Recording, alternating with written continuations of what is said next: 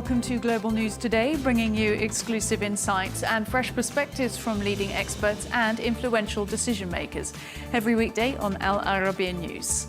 I'm Rosanna Lockwood, coming up on the show. Officials in Lebanon say at least 800 people have been killed by Israeli strikes since Monday. I'm joined by the Palestinian Minister for Foreign Affairs for her reaction. Israel's Prime Minister Benjamin Netanyahu says his country has been forced to defend itself but is winning in his address to the UN General Assembly. And Netanyahu saying Israel will not rest until its residents can return to the north of the country as fighting between the Israeli military and Hezbollah continues.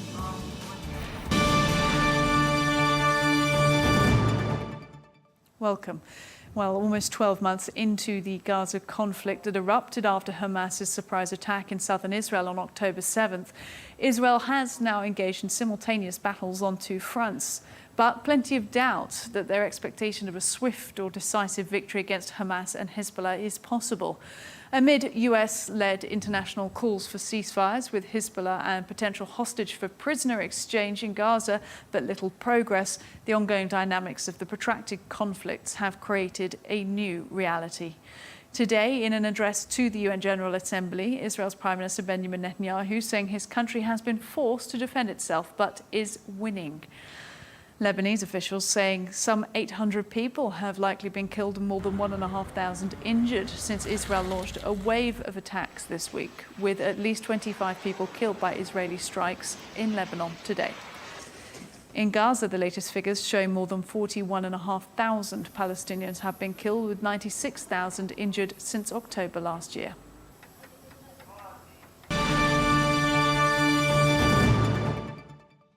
Well, for reaction to the situation in Lebanon and the ongoing war on Gaza, I'm joined by the Palestinian Minister for Foreign Affairs, Dr. Visan Aghabekian.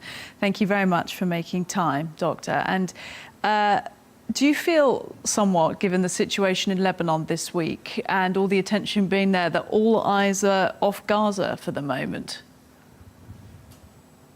I think Gaza is on everybody's mind. Whatever is happening in Lebanon is atrocities and war crimes against humanity. Again, a continuation of whatever is happening in Gaza. But what is happening right now in Gaza, and it continues to happen, and what we have witnessing for the last year is just so atrocious and brutal that even if we wanted to put it aside, we cannot ignore it. Talk to us about what is happening in Gaza right now. Well, the situation in Gaza is, to say the least, is a humanitarian crisis, and it is very catastrophic. We have been witnessing this genocidal war for the last year with all the suffering that has been burdened by the people. There is an enormity of destruction of unimaginable extent. The killing is just unimaginable. Over 150,000 people killed and injured, lack of basic needs, lack of food, on the verge of famine, if not already under famine, 650,000 students with no schooling for 2 consecutive years now, and God knows when they will be able to return to their normal schooling life. A lack of basic necessities, lack of any kind of rights. Just imagine people living on less than 5 liters of water per day. That's way below the international standard. And the suffering is definitely, it has not been seen before, maybe in World War II and onwards. What we are witnessing today is war, is crimes against humanity that must be stopped immediately.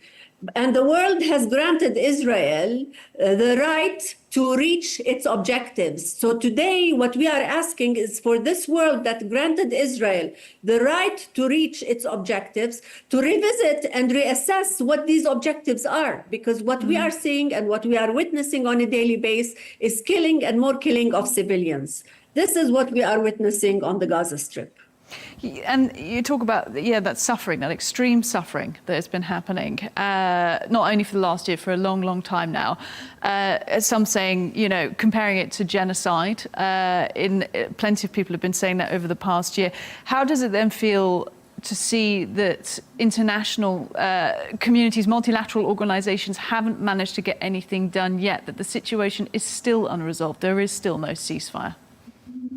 Well, yes, there is still no ceasefire, and we continue to demand for immediate ceasefire, but it is not happening. The international organizations try, and they are doing whatever they are doing. Is it enough? No, it's not enough, and we demand a lot more. But today, what is happening in Gaza and the restraints on the work on international organizations is increasing by the day. And this is why we are asking for interventions by the international community to ensure that we have unimpeded interventions in the Gaza Strip and an immediate cessation of fire and an end of this war. Look, the UN General Assembly is ongoing this week in New York while we're talking. The whole world basically gathered. Benjamin Netanyahu speaking today as well, Israel's Prime Minister. How does it feel watching everyone there discuss Gaza without having any progress made so far? Yes, and this is what President Abbas yesterday tried to send a message on. He described the dire situation on the Gaza Strip and also described the threatening situation on the West Bank. And he reiterated his ongoing calls for immediate stopping of the war and unimpeded humanitarian assistance. He called the international community to shoulder its responsibilities. He mentioned the hundreds of uncomplied with UN resolutions. He asked that the international community holds Israel to account and requested that Israel complies with international law and the UN Charter. And most importantly, he asked the international community to ensure that they follow up on the ICJ ruling and ensure its implementation, bringing us to a stage where we end this occupation once forever with a sustainable peace onwards. And he presented to the world, to the international community, a roadmap of what he thinks should happen for us to be able to move on. And there has been some progress elsewhere as well. A proposal put forward this time by the Minister of Foreign Affairs of Saudi Arabia, Prince Faisal bin Farhan Al Saud. He's talking about this global alliance. It's been announced Friday that it's going to push for a two-state solution for Israel. How welcome is that news? I think that is very much welcomed. This was iterated previously. Crown Prince Mohammed bin Salman. And today we have seen Saudi Arabia's Prince Faisal bin Farhan, the foreign minister, in a press conference talking about the world coalition on materializing the state of Palestine. And he very specifically said one state has been established. And today the second state, which is Palestine, is overdue. And this is what we will be rallying behind and having an international coalition to work on that materialization and having a conference held on that matter. So it's very much welcomed. And as you mentioned there, this comes after comments last week by Crown Prince Mohammed bin Salman that Saudi Arabia will not establish diplomatic relations with Israel as had been previously planned until there is the establishment of the Palestinian state. And in terms of the sort of conditions that have been put down in order for that to happen, do you think it's possible? Do you think it will be achieved? I think anything is achievable if we resort to reason. And reason says that if Israel wants to live as a normal state and normalize with the neighbors in the area, it needs to act as a normal state. And to act as a normal state, it needs to end its occupation and live side by side in peace and security with its neighbor, the state of Palestine. So all of this is in line with what is needed for a future outlook on what peace looks like in the Middle East. Returning to the situation back home for you in terms of what's happening in Gaza, but elsewhere as well, the West Bank. often a lot of criticism that there isn't enough reporting about what's happening in the West Bank. What do you know about the latest there? Yes, the West Bank, also the situation is very volatile. We have unleashed settlers who are supported by ministers in the coalition government who are settlers themselves. So they do whatever they want on the West Bank. We see them on the streets. We see them burning trees, burning farms, and so forth. And this is a daily happening. We see the Israeli occupation forces invading Palestinian areas, even areas A that are totally under control of the Palestinian Authority. They invade villages, towns, Palestinian camps. There is further land confiscation for the expansion of illegal Israeli settlements. There is piracy of Palestinian tax money by withholding that money and not transferring it to the Palestinian Authority on a monthly basis. There's collective punishment of people. There are Judaization efforts that are intensifying in Jerusalem, attacks and intrusion into the Al-Aqsa compound on a daily basis. There's restrictions on all types of human rights in all facets of life for Palestinians. And if you talk about detentions, we have over 10,000 Palestinians who have been detained in Israeli prisons and already sit in Israeli detention camps today. So the situation is as threatening as it is in the Gaza Strip, but in a different form.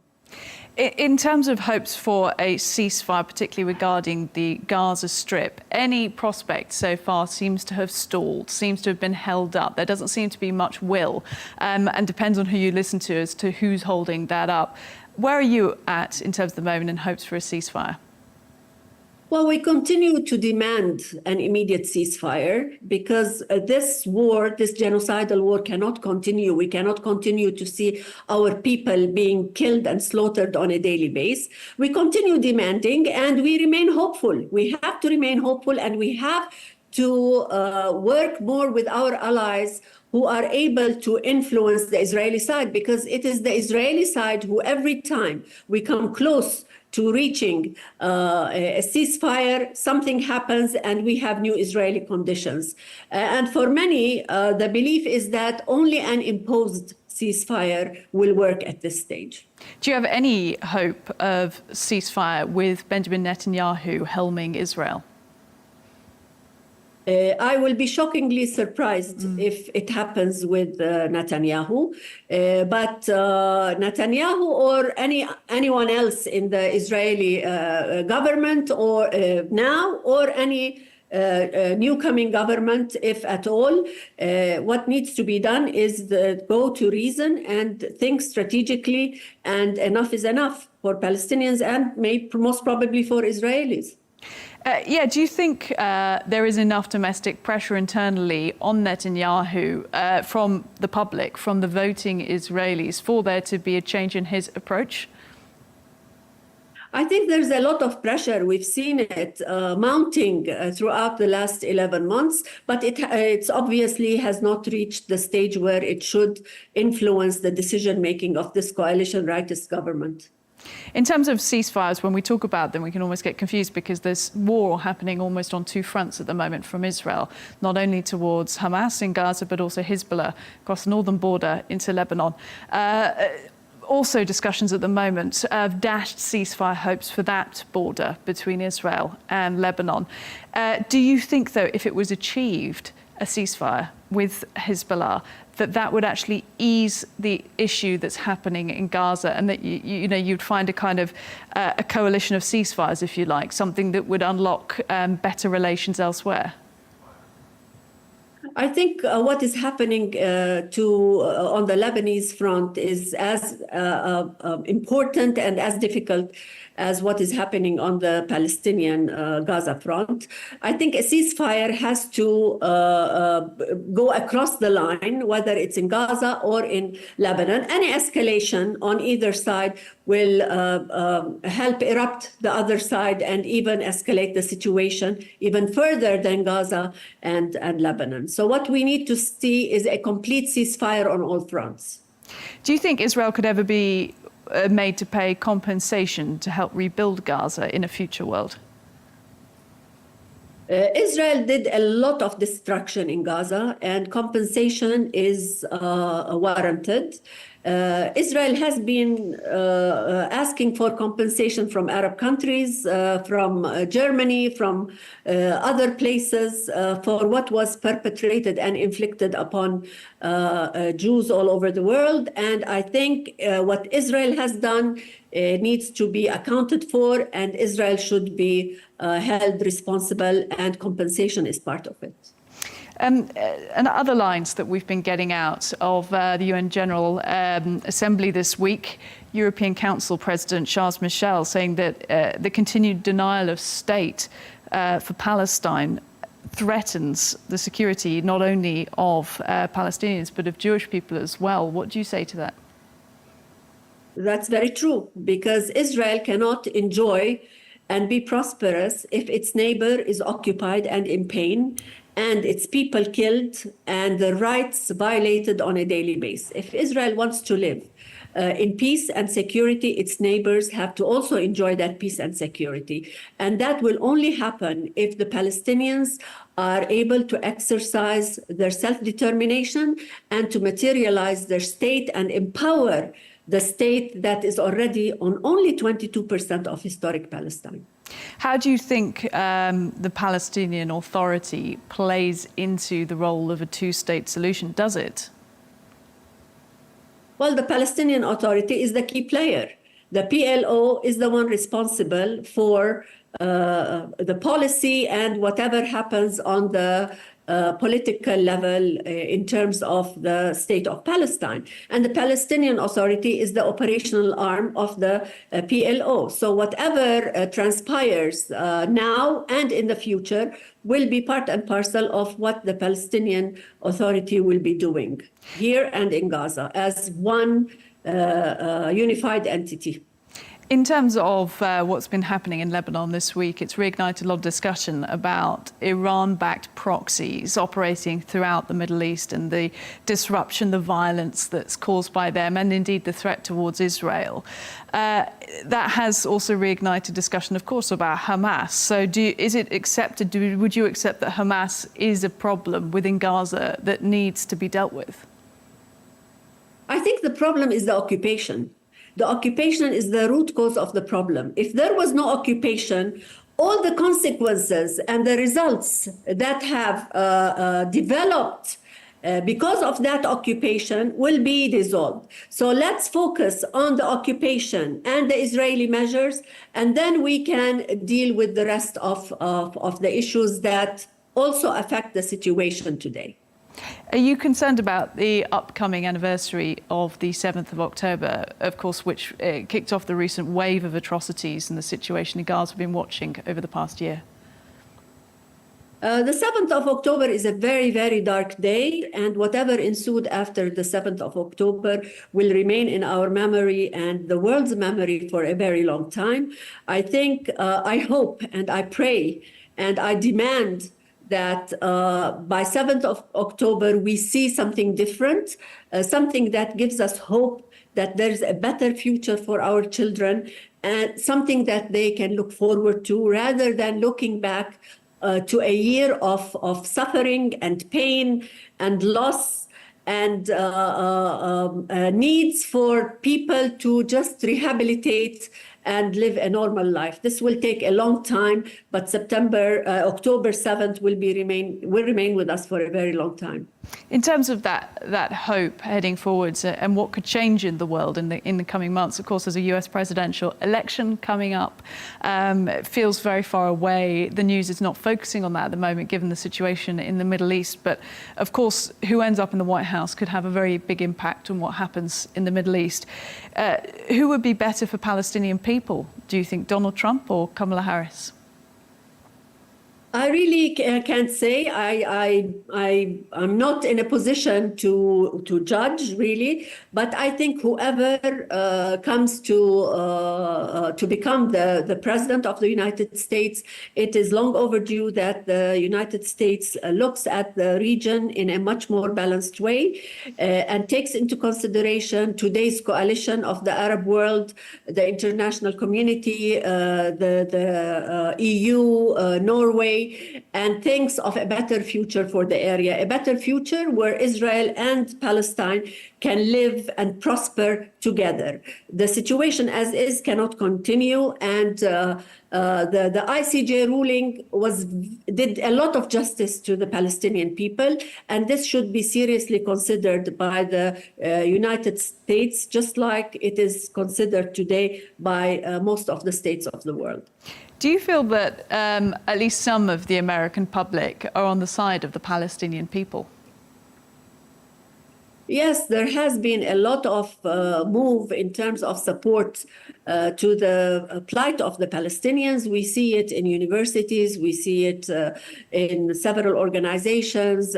We even see it amongst the American Jewish population, especially amongst the younger people. I think what has happened or whatever is happening right now in Gaza and in the occupied Palestinian territories, the West Bank and East Jerusalem, has a lot of influence of how people are viewing the situation today as compared to how it was in the past. And yet, at the same time, Israel saying yesterday that they've received more than, I believe it was more than $8 billion in military aid from the US on the same day that the US announced it was sending around the same amount to Ukraine as well. How does it feel to hear news of that? Well, it's not good news because the United States continues to boast about human rights and the right of all people and on the standards by which they need to deal with the people around the globe. On one hand, they tell us we are for the stopping of the war and we provide humanitarian assistance. And on the other hand, they supply Israel with weapons and ammunition. It doesn't work. And this fails humanity. If you want to have peace in the area, you need to refrain from sending Israel more arms that will kill Palestinians and the other neighbors as well. What are your concerns from here about the possible escalation of violence and tension in the wider Middle East? From what we've been seeing in Lebanon this week, also we saw claimed attacks from Houthis into Israel today as well. So it does certainly feel like even more players are becoming further involved in what's happening directly with Israel and its foes. How concerned are you in the coming weeks? Well, we are very concerned because any escalation will further exacerbate the situation, and it's not in the best interest of anyone in the region, Israel, Palestinians, and the region at large. When Iran says that Hezbollah is acting in the interests and the defense of Hamas and Palestinians in Gaza, what do you say to that?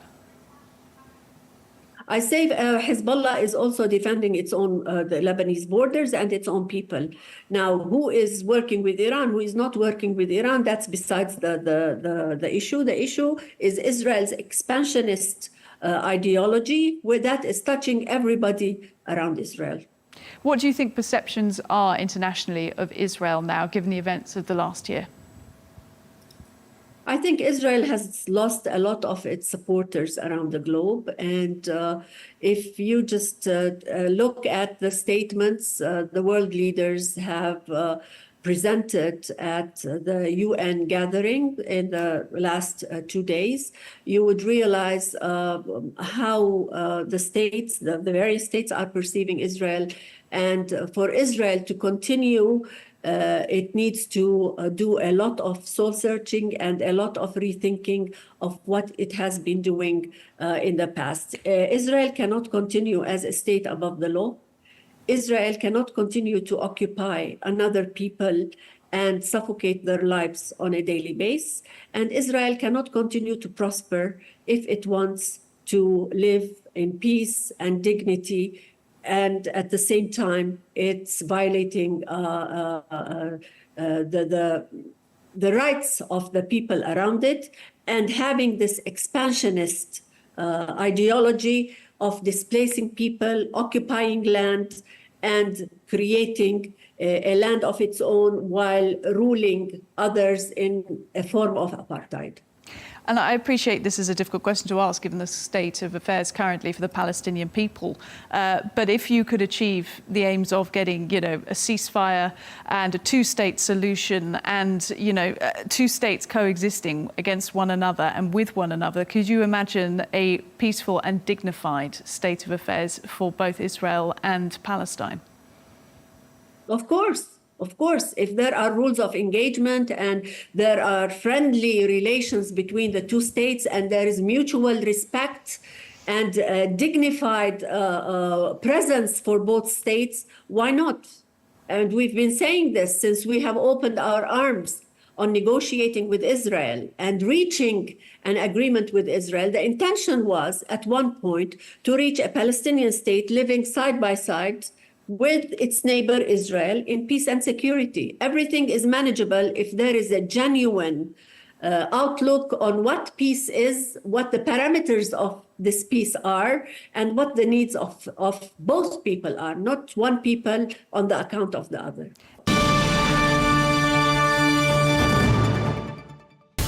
From the White House to Gaza, Kyiv to Beijing, elections, economics, and the environment compete with conflicts and other complex issues for our attention.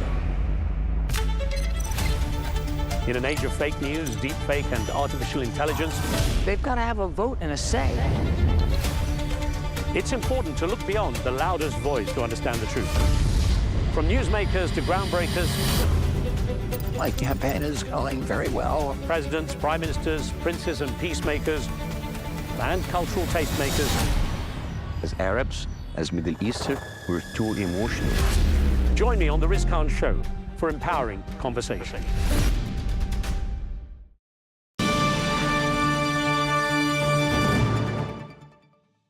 Now, children have, of course, been among the casualties in the two conflicts, with more than 11,000 minors killed in Gaza since Israel launched its war on Hamas. For reaction to the situation on the ground in Lebanon, where, of course, conflict has been happening this week, I'm joined from Beirut now by UNICEF's Deputy Representative there in Lebanon, Ettie Higgins. Ettie, thank you for making time on what must be a very busy moment for you. What has the situation been like there in Lebanon this week? This week has been probably the most difficult week for Lebanon and for Lebanon's children in the past 18 years. We've seen an unprecedented increase in the number of deaths, just with 50 children dying on Monday alone, being killed, along with almost 700 people who in total were killed this week. And the death number is rising every day, sadly, due to the continuing bombardments across the country. We've seen the bombardments escalate throughout the south of the country and in other parts also. And this has meant that hundreds of thousands of people have fled their homes in panic. Currently, we think that there are more than 200,000 that have fled, 100,000 this week alone, but this is probably an underestimate. Today in Beirut, we have teams on the ground who are working to try to find shelter and meet the urgent life-saving needs of many of these families, mainly women and children who have fled. Currently, we have over 500 shelters. Many of them are converted schools that are now hosting over 70,000 internally displaced people.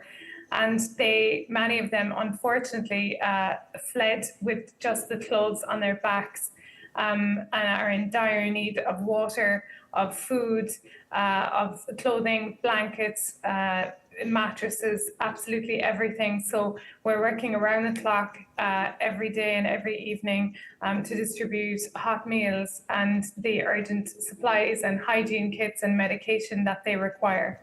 So many things you've said there have made me consider the challenges that, of course, the Lebanese people are facing, but you as an organisation trying to provide assistance in a time like this. How prepared were you for this, or were you somewhat taken by surprise? Well, we had done our preparedness plans and our contingency plans over the past number of months as the tensions continued to escalate at the border. And we had pre-positioned supplies as much as our resources would allow, and we had put them in different parts of the country, along with essential fuel supplies and just the very basics to help children to survive. However, really, no matter how much planning you do, if there is 100,000 people that are displaced in 72 hours, it challenges even the most robust of humanitarian systems and even the most robust of countries to be able to prepare for that level of disaster.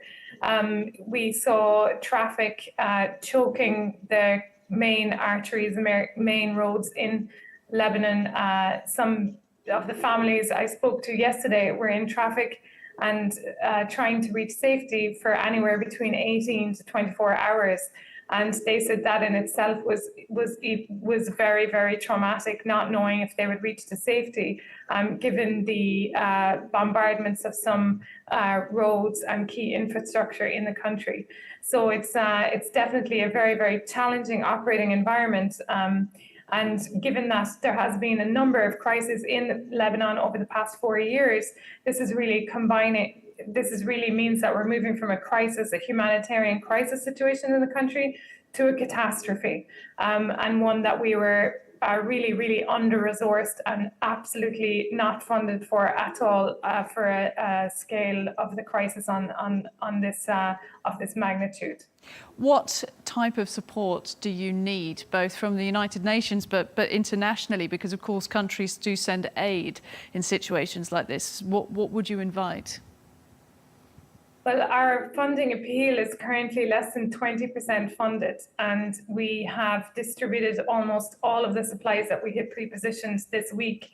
In addition, Lebanon has a long-standing issue with electricity supply, so UNICEF has stepped in to provide urgent fuel supplies to keep water pumping stations going.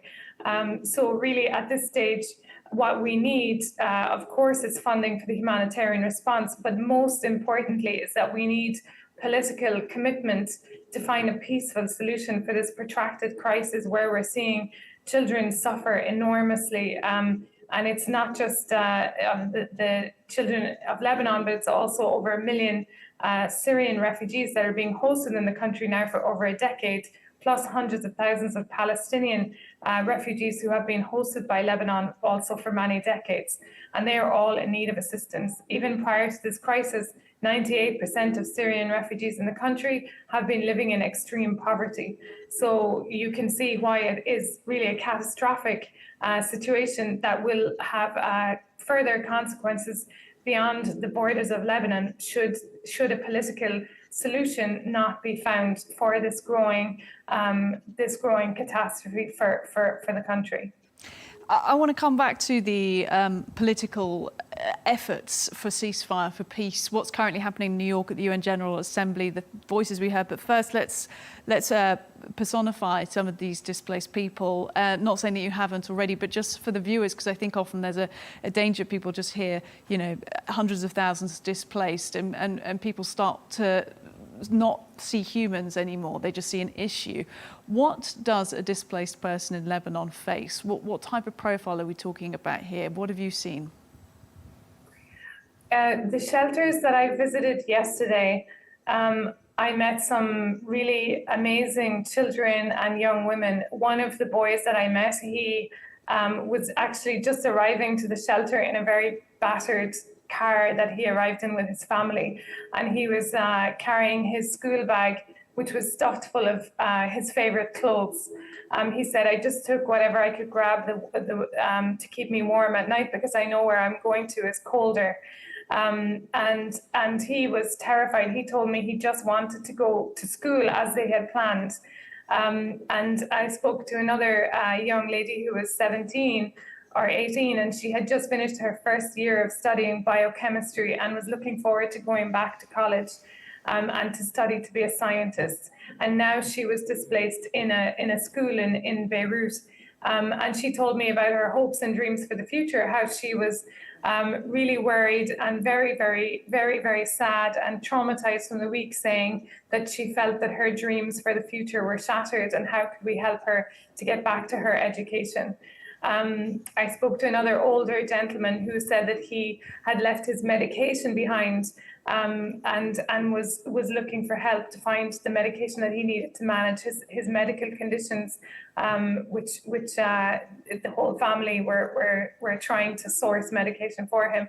So these are the kind of families. They said that they never wanted to leave their village in the south, and that they had left at the very last moment, hoping that peace would actually prevail. So really some very heartbreaking stories.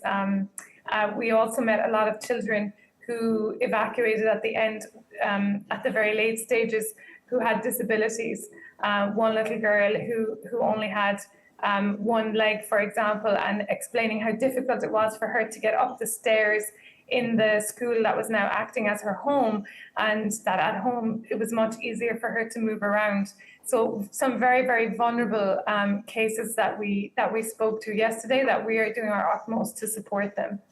I mean, truly horrifying stories and so much to deal with. And I know you're all trained professionals, but how do you stay motivated, alert, do what needs to be done in that situation, especially given that, you know, representatives from other UN departments and agencies have been killed in strikes in the past few days? Indeed, we had two UNHCR colleagues who were killed, tragically killed this week. And our condolences to their families and to the UNHCR family.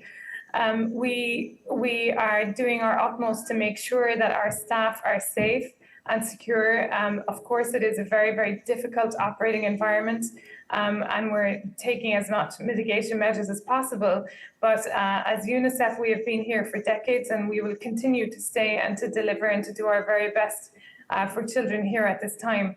We work, and I think what motivates us is that we work with some very, very dedicated Lebanese staff and colleagues and frontline workers and non-governmental organizations, civil society, and indeed government officials who go above and beyond every day to deliver the services for some of the most vulnerable people that I mentioned.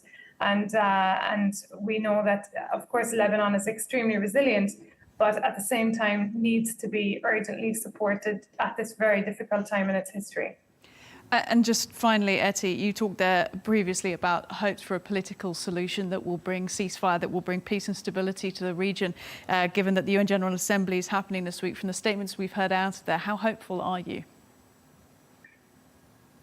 Well, it is a unique opportunity at the UN General Assembly this week, and we hope that this is the responsibility, and it's incumbent upon all political leaders that are gathered in New York this week to do their very best to make sure, number one, that international humanitarian law is upheld and respected in Lebanon and in the region.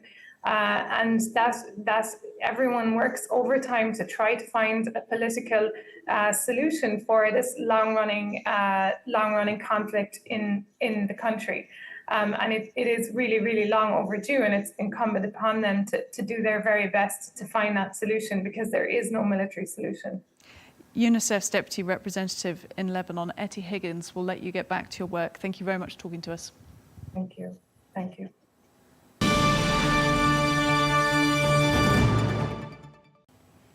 Well, for more, I'm joined now by the former Israeli Deputy National Security Advisor, Professor Chuck David Freilich, and thank you very much for making time. And if you wouldn't mind, let's start with Benjamin Netanyahu, the Prime Minister of Israel, speaking at the UN General Assembly in New York today. Much anticipated comments, his statements, and he actually opened by saying that he wasn't planning at being at what's known as UNGA this year because, of course, he says his country is at war. Israel's fighting for its life, and he wants Israel to seek peace, and he wants to set the record straight by speaking there in New York. What was your reaction to his comments there? Well, as far as it goes, I mean, I think that's true. Hamas attacked Israel on October 7th, an unexpected total surprise attack, and achieved caused the worst day in Israel's history, conquering Israeli territory briefly and massacring many, many people. And we've then had a year of warfare with Hezbollah on the northern front. And of course, there are various militias in the region, the Houthis and others who've been firing, and Iran itself. So this is viewed in Israel as an existential war. And most people support it quite strongly. There's broad public support for the war. There are also questions, to be frank, about what the prime minister's personal motivations are here. But that's aside from the fact that people do support the war effort. When you talk about his personal motivations, you're talking politically there, his sort of domestic popularity and hold on power in Israel.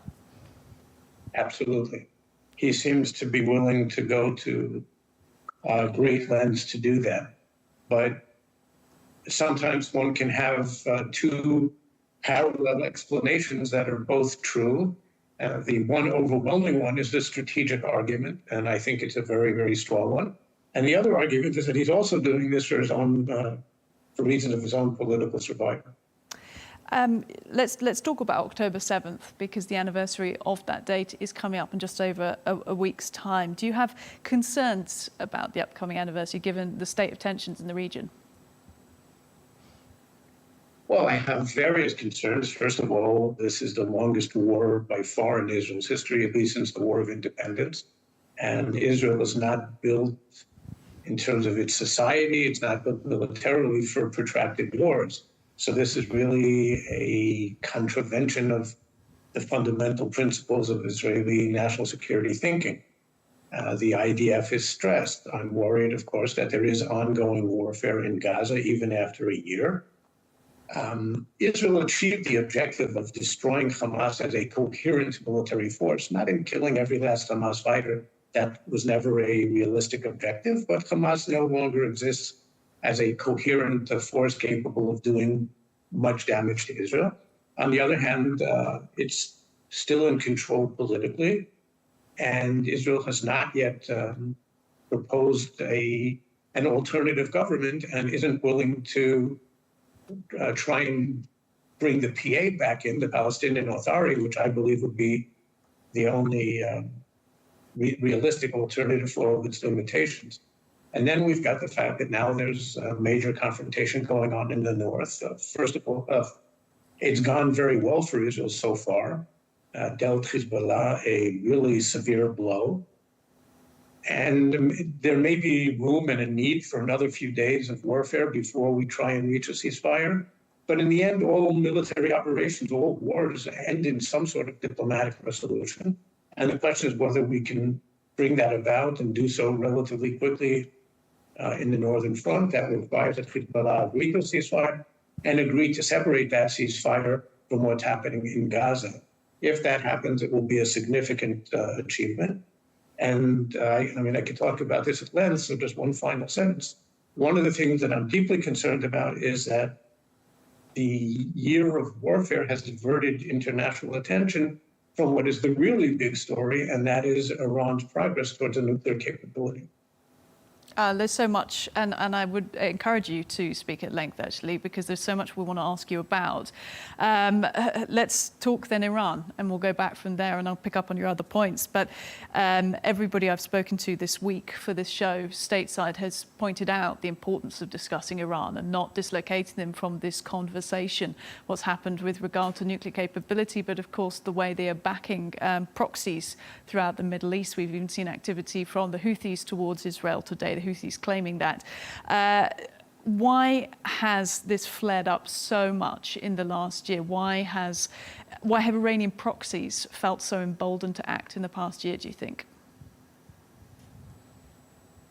Well, first of all, October 7th was Hamas actually plagiarizing, if you will, the Iranian Hezbollah plan for the northern front. In other words, we know that Hezbollah was planning something very, very similar a major rocket attack as cover for ground forces swarming across the border. In the case of Hezbollah, it was the Radwan, not the Nukhba, but people coming out of tunnels. It was the same basic idea. And Hamas, who's actually the junior partner by far, came and did it, and they did it far more effectively than anybody who was, I think, dreaming of. So to a certain, on the one hand, it was plagiarizing. On the other hand, it was considered a remarkable success. Iran and the axis of resistance, their allies, their proxies in the region, have long had a decades-long plan in their minds, I think a real strategy designed to bring about Israel's ultimate collapse. And because these are fundamentalist organizations, they know it can take some decades. But the idea is repeated limited wars, each of which weaken Israel and undermine its international standing and its societal resilience. And the objective over a few decades is to bring about the collapse. And I think they viewed October 7th as a dramatic step towards that end. On the other hand, to Hamas's great dismay, neither Iran or Hezbollah got directly involved in the fighting in a major way. Hezbollah did. It's been low to mid-level fighting, but not all out. And Iran has refrained from getting directly involved. And yes, the Houthis and the others did sporadically. The bottom line is that I think that the axis, at least until the last few days, until Hezbollah got hit as hard as it has, they were feeling quite good. They were feeling that this was, as I was saying, a major step towards the long-term objective, but also that they had found a military response to Israel's heretofore unquestioned military superiority. So they were feeling quite good about things, and the hit to Israel's international position. I think maybe they're ending the year a little bit less confident than they were just recently. That's what I was going to ask you, to the extent that you said that Israel has scored some success with regards to its stated aims across the border, the northern border into Lebanon this week, against Hezbollah, taking out quite a lot of the command structure in some quite elaborate ways, some series of aerial bombardments that have targeted Hezbollah commanders. To what extent do you feel like Iran has marked what it's achieved in its own sort of military and geopolitical aims over the last year as a success? Do you think Iran feels successful towards the end of this year? Well, I mean, if you look at the overall balance sheet, yes, I think they feel quite successful. Their proxies upset the regional balance. They support the Palestinian cause, and October 7th demonstrated that Israel can't just ignore the Palestinian issue and go ahead with regional normalization without regard to that. They believe that they achieved the strategic parity that I was mentioning before, and that it's a big step towards the long-term objective. And at the same time, they saw, for example, on April 13th, the one time that they got directly involved and fired about 360 missiles and drones at Israel, that an international coalition led by the United States and reportedly including a number of Arab and Gulf states and a number of European states, this international coalition neutralized the attack almost completely. Just out of 360, 3 or 4 got through and caused almost zero damage. So I think it demonstrated to them once again, first of all, American primacy in the region, but also that yes, they did succeed, and I should have mentioned this, they succeeded in postponing regional normalization, of its Israeli-Saudi normalization and maybe beyond, but cooperation is continuing nevertheless on the military level, and I think that was an important wake-up call for them. And now the hit to Hezbollah is a further one. So I think, like many things in life, at the end of the year, it's a mixed assessment. And in terms of the balance sheet, returning to Israel, and it's Netanyahu's stated war goals and aims for Israel with its military action, not only across the border, not only across into Gaza with Hamas, but Hezbollah in the north. I mean, in terms of what's happened in Gaza, the war goals have not been achieved in terms of all the hostages being returned home, which of course Netanyahu is still facing a great deal of pressure for back home. Also, a swift resolution to things, and limited military action was not achieved. And of course, mass civilian deaths and injuries and casualties across Gaza. How much do you think they will be able to swiftly achieve goals across the border in Lebanon with all that in mind? Well, I think in Lebanon, the objectives may be different. And I hope that the pressures from the far right, from Ben-Gvir, from Smotrich, will not interfere too much with how Israel prosecutes this war. It's already having some effect. But I think the objective here is to force a relatively quick ceasefire and put pressure on Hezbollah to allow American and French diplomacy to go ahead. But in the south, in the Gaza, you have to differentiate. In terms of the purely military objectives, Israel was extremely successful. Okay? Hamas is no longer a threat of significance to Israel. Yes, it can conduct some guerrilla attacks against Israeli forces. There are hardly any in Gaza today. The numbers are tiny. Yes, it can still fire the occasional rocket, but it's really not significant. And most of the Gaza area population has gone back to their homes. I think people don't really understand that the war, quote unquote, the war in Gaza ended by January. And what we've had since then were two major operations, one in Rafah and the other in Khan Yunis. But with those two exceptions, it's been low-level fighting and the last very low fighting throughout. And yes, many civilians were killed.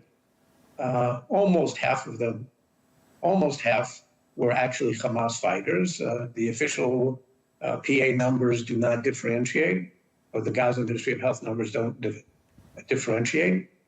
And I would ask the question, I mean, who's really responsible for the civilian deaths? Is it Israel, which is fighting a war of defense, or is it the people who intentionally place their rockets and other capabilities close to, within the civilian population and close to the most sensitive kind of target, whether it's hospitals and schools and nurseries and all sorts of things like that. So yeah, I'm not going to discount the horror of civilian deaths, but let's put it in proportion.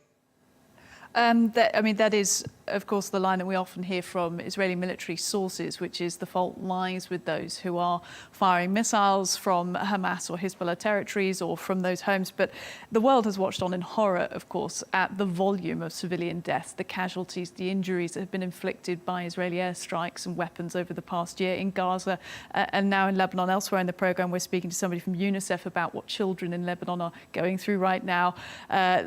Some in Lebanon talking about psychological warfare, even just the sound of Israeli jets breaking through the sound barrier day after day, having to hide in bomb shelters. How do you contend with that? And then the feeling of safety that Israelis have? Day in, day out, people in Gaza, people in Lebanon at the moment, unable to feel safe. Israel, of course, has a right to defend itself, especially after October 7th. Most of the world agrees that. But how do you work out that balance sheet in terms of the horror that's being inflicted on civilians? Well, first of all, I say it's much less of a horror than is being described. And the talk, certainly for the last half year and almost from the first day of the war, about starvation in Gaza, it's not true. I'm not trying to say that life is great in Gaza. It most certainly is not. But there's no starvation. And in southern Gaza, there's lots of food. And war is cruel. War is the most heinous form of human behavior. But I say again, who is responsible for these deaths? Do you expect Israel, which is being attacked, whether by Hamas or Hezbollah, and nobody denies that? You can say that Israel should be taking more steps to achieve a peace agreement with the Palestinians.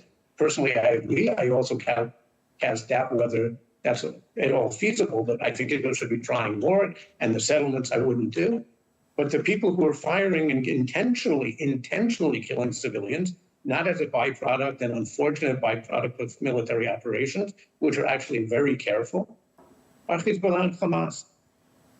And are you expecting us to attach even greater caution, greater care for human life than our adversary does?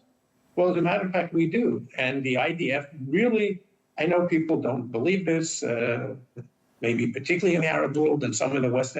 The IDF is extraordinarily careful. And the unfortunate civilian death rate compared to other similar military actions is very, very low. If you look at what happened in Iraq, for example, the number killed is much lower. And there are military experts in the world who say that Israel is trying to achieve, or it has achieved, a level of precision, has set a new bar for military action that no other military will be able to achieve.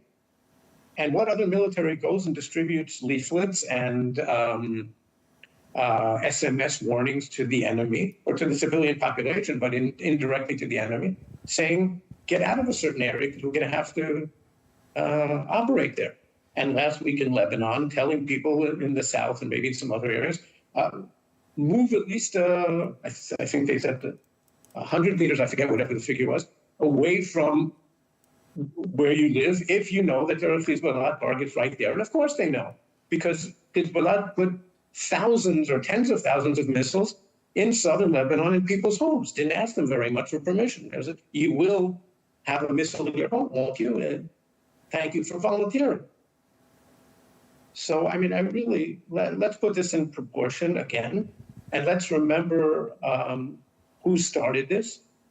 And I think many of the people who are making these claims in the Arab world and around the world, and many of them are well-meaning, of course, because nobody likes civilian casualties, but many of them are trying to create a situation in which Israel can't really do anything to defend itself. Well, you can't use economic pressures. That's not nice, especially using food privation. Okay, so Israel doesn't do that.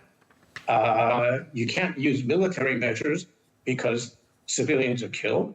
Then when supposedly Israel launches the attack against the pagers and the walkie-talkies last week, but a few out of thousands of targets, all of whom were Hezbollah fighters, a few civilians were killed. Well, you can't do that because it causes some collateral damage. Yeah, show me any form of warfare that doesn't cause some collateral damage, and we don't want you to do anything else.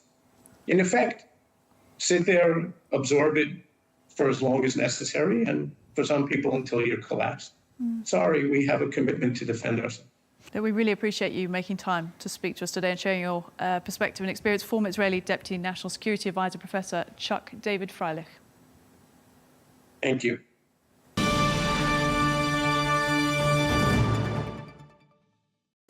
Well, for more on Netanyahu's comments at the UN General Assembly, I'm joined from Washington, D.C. by the former country director for Afghanistan in the Office of the Secretary of Defense for Policy and Pentagon official, now at Rand Corporation, Jason H. Campbell. Sir, thank you for making time to speak to us today. And let's start with the UN General Assembly happening stateside and Benjamin Netanyahu's much anticipated comments being delivered at last today, saying that he didn't actually intend to visit New York this year for UNGA, given that his country is at war, and that he said Israel's fighting for its life, but it seeks peace. What did you make of that?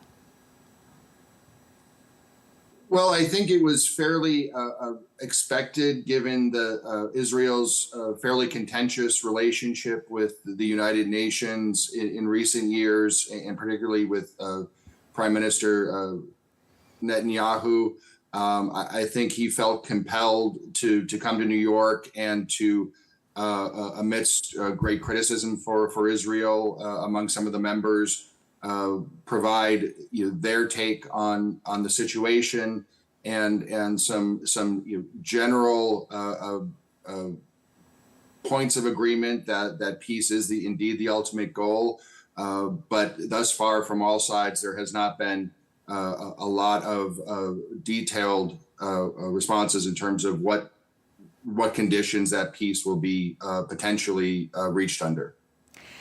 And in terms of the way that the US is viewing what's currently happening in the Middle East at the moment, and let's take it on two branches, first government and then the public, but let's talk about the government, because there has been analysis this week that the actions that Israel took in Lebanon. This wasn't from us, but it's just various military analysts saying that it may have been timed because it was the end of the Biden presidency. There's only a couple of weeks until the election. The US government can't really do much at the moment. It's just doing the sort of final bits, wrapping up, sending aid, etc. Do you buy that theory? Do you think this was all timed so that the US government didn't really act much at the moment on Israel? I wouldn't put a lot of stock in that. Perhaps at the margins that may have could have been a factor in some of the thinking. I think, more broadly speaking, what we're seeing here is the complexity involved when you have some sort of conflict begin in this part of the world. How difficult it is to get that conflict to subside in favor of what we're seeing here are these incremental escalations that are certainly being done at a scale that has not been seen in a number of years. So I don't know to what extent I would place the U.S. current political atmosphere in the among the many factors that are currently fostering what's happening in this part of the world. Understood. But in terms of the way that the US public, as I promised to ask you there, thinking about this, is there as much attention there across the Atlantic on what's happening here, concern about the state of geopolitical tensions here in the Middle East? And will that affect the way people vote? It's difficult to say. I think that in terms of the international crises currently ongoing, the area of the most stark disparity between candidates right now lies, I think, more in the dynamic in the Russia-Ukraine war. In terms of the current situation in Israel and the broader Middle East, there's absolutely concern. I think you're seeing increased activists, being more vocal and participating in more of the, public displays of frustration. Unfortunately, I wouldn't be very in a good place to comment on the degree to which that's going to impact the U.S. elections. Well, let's talk to you about your experience then as a former country director for Afghanistan in the Office of the Secretary of Defence and Policy. And the way that you think, do you feel like the US has a role to be getting involved with regards to mediating, not only looking at a ceasefire deal, which of course is what a lot of the world is looking for at the moment in terms of peace here, but do you think there is a US military role required currently in the Middle East? I think the U.S. absolutely has a broader role in trying to help to bring peace to this region, and is obviously seen by many, and I think accepts the role as a global leader on issues such as these, and particularly in this region. And I think we've seen them be active in recent times, and express periodic frustration. I think with some of the actions that Israel has taken. There's been some public reports of elements of the Biden administration being frustrated at most recently the 21-day ceasefire that was ultimately rejected by Prime Minister Netanyahu. As in terms of whether or not there's a military role, I think the U.S., while it's certainly increasing its presence in the region, is very careful to keep its military away from the immediate area. There was the attempt early on in Gaza to initiate the added flotilla for the provision of aid that had mixed results. But in terms of the U.S. role here, it remains largely diplomatic, though with the military being prepared should there be a broader escalation of hostilities in the region. How important a role do you think the US plays then at the negotiating table when it comes to political solutions and ceasefire negotiations? It has a very influential role, but I think that it's understood too that that role becomes more efficient and effective if working with other allies and partners, as it is now with particularly the UK, France, some other Middle East partners in trying to bring the various sides together and to seek solutions. The difficulty has been, however, that you have other forces on all sides of the conflict that are making it very difficult, as I said earlier, to de-escalate the situation. And instead, we're unfortunately seeing these incremental escalations with little understanding what these various sides would want to eventually see in some sort of a ceasefire and/or eventual peace. How much sort of faith, how much store do you still have in the power and the ability of global alliances and multilateral organisations like the UN to actually achieve progress in things like ceasefire negotiations?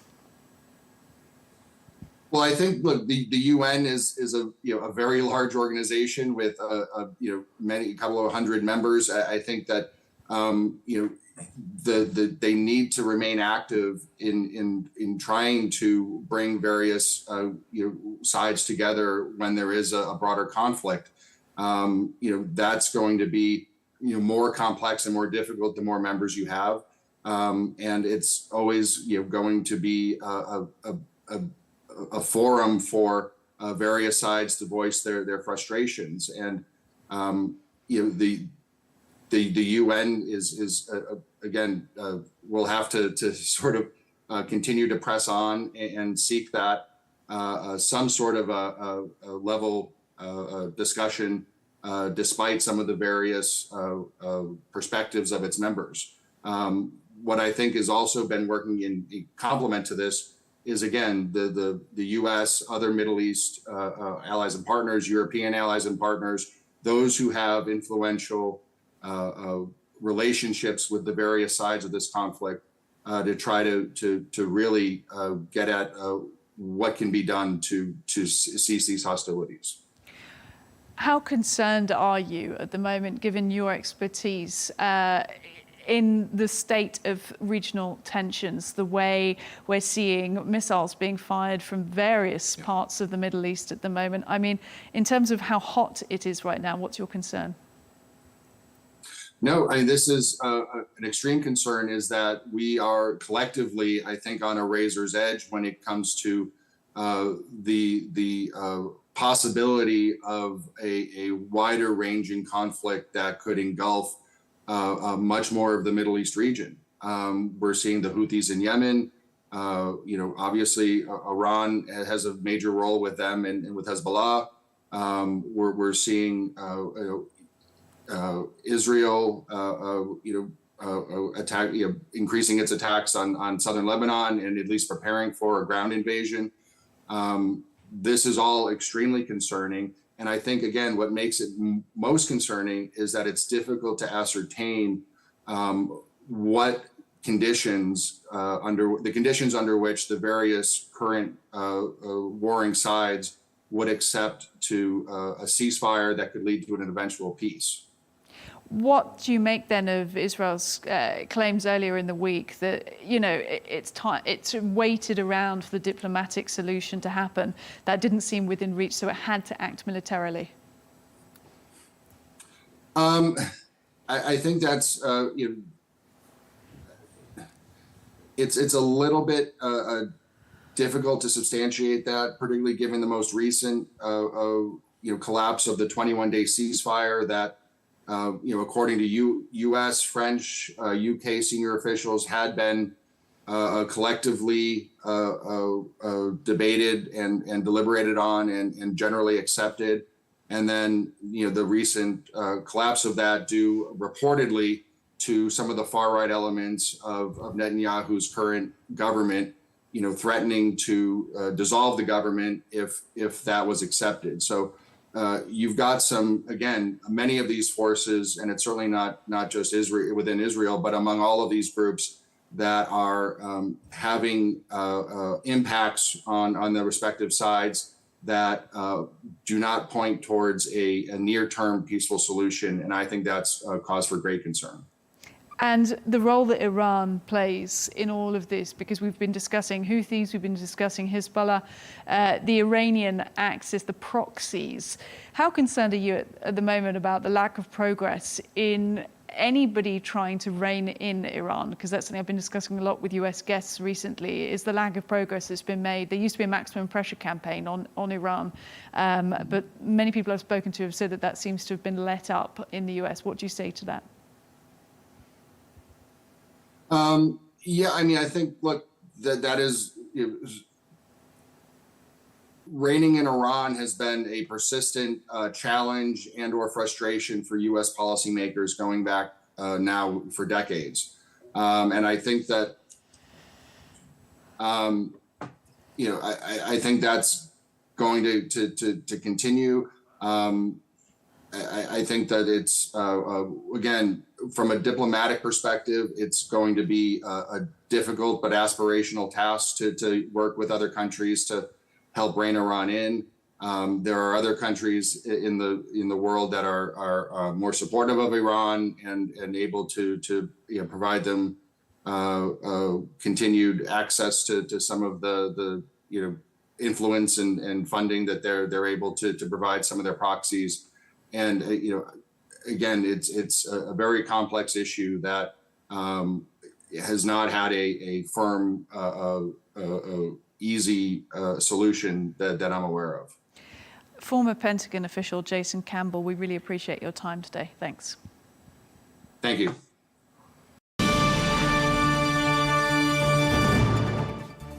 Well, that is all we have time for on Global News today. Thank you for watching, and be sure to join us on Monday for more exclusive interviews. Until then, goodbye.